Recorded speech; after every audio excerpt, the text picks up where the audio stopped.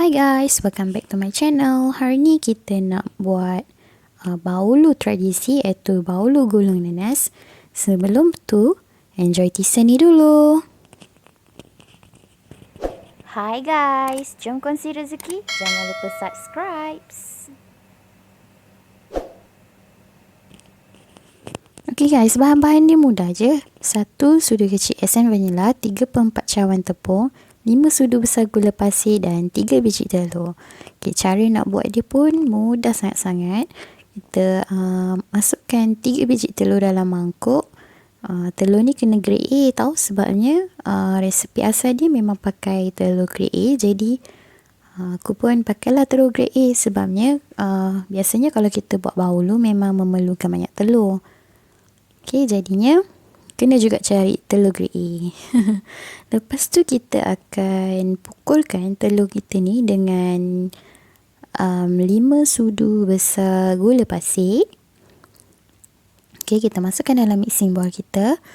Lepas tu kita akan beat dia sampai dia betul-betul kembang dan gebu. Okay, macam mana kita nak tahu dia betul-betul kembang dan gebu? Okay, kita boleh tengok kat skrin sekarang ni, tekstur dia berwarna kuning kan, lepas tu dia macam cair. Kita nak sampai tekstur dia berwarna putih gebu, dan bila kita angkat tu dia akan ringan. Ataupun orang dulu-dulu kata sampailah dia, bila kita jatuhkan dia tu dia berbentuk ataupun bertanduk. Okay, kita tak nak yang macam ni. Kita akan beat lagi lebih kurang 5 ke 7 minit bergantung kepada telur. Ada telur yang baru dia mudah nak kembang kan. Kalau macam kita dapat telur lama dia lambat sikit. Tengok kat skrin sekarang ni, kita nak tekstur yang macam ni. Nampak tu? Bila kita jatuhkan dia, dia berbentuk ataupun bertanduk. Nampak tu, putih. Bila kita angkat pun dia ringan sangat-sangat. Okay, make sure dia betul-betul putih dan gebu. Lepas tu kita masukkan 1 sudu kecil esen vanila. Esen vanila ni function dia nak kurangkan sikit bau hanyir telur tadi. Lepas tu kita mixkan dia sebati lah dalam mixing bowl kita tadi.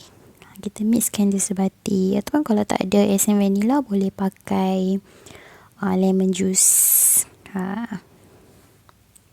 Okay, ini benda je. Lepas tu kita akan masukkan 3/4 cawan tepung gandum.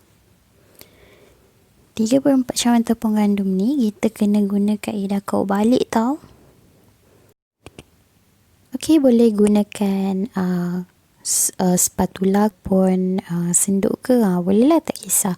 Tapi jangan kacau terlalu kuat sebab kita tak nak angin yang terperangkap dalam telur tadi tu keluar dan mendap. Okay, kita slow-slow je. Kaedah kau balik, masukkan sedikit demi sedikit. Lepas tu kita check jugalah dekat bawah kita punya mixing bowl tu, takut ada lagi tepung yang masih belum tergaus bati. Okay, lebih kurang macam ni lah. Lepas tu keruk sikit kat bawah dia tu, sebabnya kita letak tepung tu dia terus mendap ke bawah kan. Nampak tu, ada yang mendap kat bawah lagi tu, jadinya kita tolakkan dia naik atas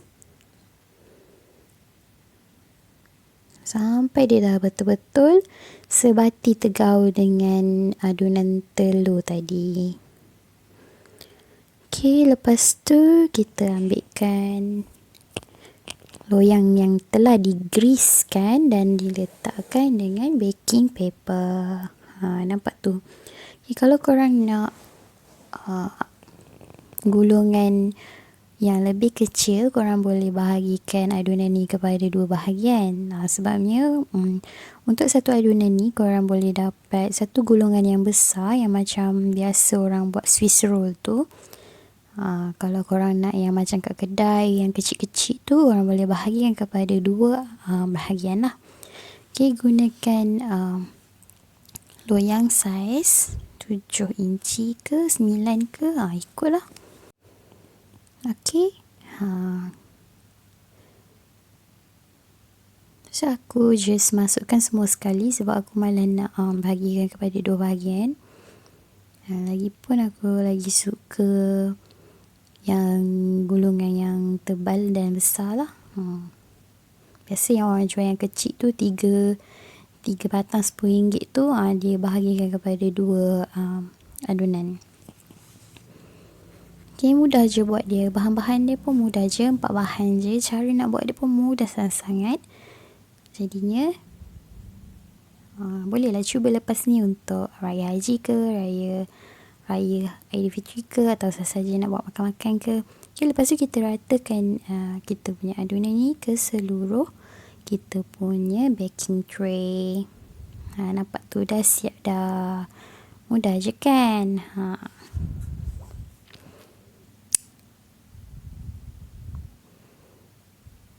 Okay. Nampak tu. Okay, lepas tu kita akan bakarkan adunan kita ni selama suhu 180 darjah Celsius selama 10 minit. Lepas tu kita letakkan dekat rak yang paling atas supaya kita dapatkan tekstur yang hangit-hangit sikit dekat atas dia tu. Okay. So, dah siap dah. Kita bolehlah potongkan tepi-tepi ni untuk kita mudahkan keluarkan dia daripada baking tray kita. Lepas tu nak gulung ni kena time panas-panas tau. Kalau sejuk dia pecah. Jadinya kenalah buat kerja cepat kan. Okay, hati-hati sebab dia masih dalam keadaan yang sangat rapuh. Jadi terbalikkan hati-hati. Okay. Kalau boleh guna juga jam yang korang handmade sendiri dekat rumah, ataupun korang boleh beli je jam dekat kedai. Tapi kalau beli jam yang dekat kedai tu, korang kena campurkan dengan sedikit air panas supaya dia dapat tekstur yang lembut sikit. Kalau handmade ni memang lembut kan. Kalau yang kat kedai tu kadang-kadang kita beli keras. Jadi aku buat sendiri je jam ni. Menggunakan 1 biji nanas dan juga 1 cawan setengah gula. Aku masak dia sampai betul-betul kering. Lepas tu barulah kita dapat serat dia tu kan. So kalau yang buat sendiri tu memang betul-betul lembut lah dia punya jam tu. Kalau kita beli tu kebanyakannya memang keras lah sebab dia nak bagi jam tu tahan lama kan. Tapi tak apa, boleh je tambah dengan 5 ke 6 sudu air panas. Okay guys, nak minta tolongan korang untuk view video ni sampai habis dan jangan skip iklan sebabnya kita ada program, kita ada buat program kongsi rezeki. So mana-mana yang kita jumpa orang yang tak berkemampuan ke apa, kita akan sharekan revenue YouTube kita dengan orang-orang yang memerlukan. Okay, mungkin lepas ni kita akan record slot tu lah dan masukkan dalam YouTube channel ni. Okey, dah lepas siap sapukan jam tu dekat keseluruhan bahulu kita akan gulungkan perlahan-lahan. Okey, slow and steady, jangan kasar-kasar sangat, takut dia pecah. Lagipun dia dalam keadaan yang masih panas, jadinya susah sikit nak dipegang lah. Tapi kena gulung time panas-panas sebabnya kalau dah sejuk nanti dia akan pecah. Okey, dah siap dah.